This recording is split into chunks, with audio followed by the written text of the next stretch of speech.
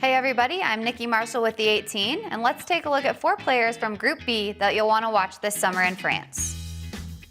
On the pitch, Germany captain Alexandra Popp has done it all.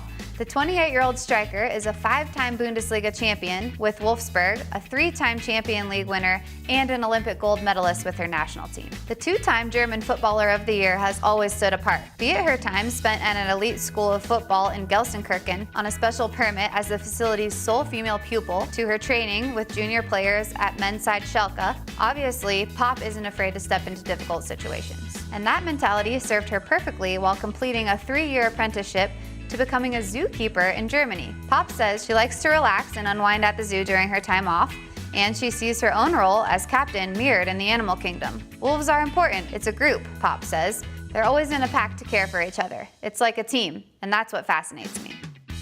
Take a look at China's squad for the World Cup, and you'll see a roster dominated by players that ply their trade in the Chinese Women's Super League, with one exception, 24-year-old midfielder Wang Shuang.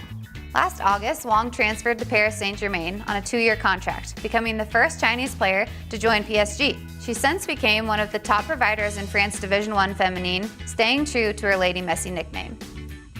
U.S. women's national team fans might recall Wang for her game-winning goal during a friendly in New Orleans back in 2015. With a year in France under her belt, Wang believes that her own experience in Paris will prove invaluable to her nation. Wang is ready to showcase her talent to the world.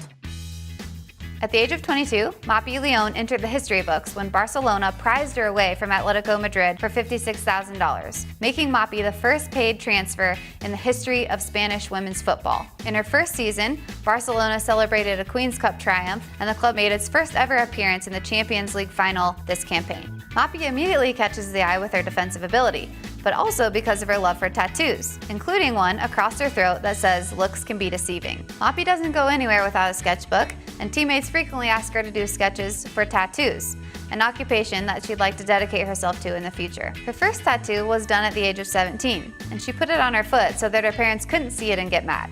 If Spain wins the World Cup, she plans on getting a silhouette of the country with the date inside. South African captain Janine van Wyk is a trailblazer for the women's game in her native country.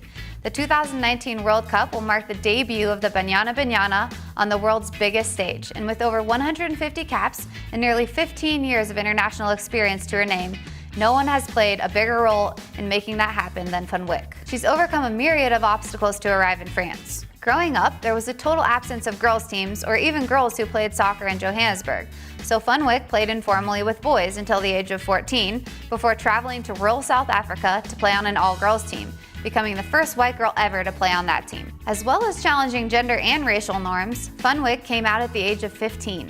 The dangers that the LGBTQ community faces in South Africa was made apparent when one of her teammates was murdered because she was a lesbian.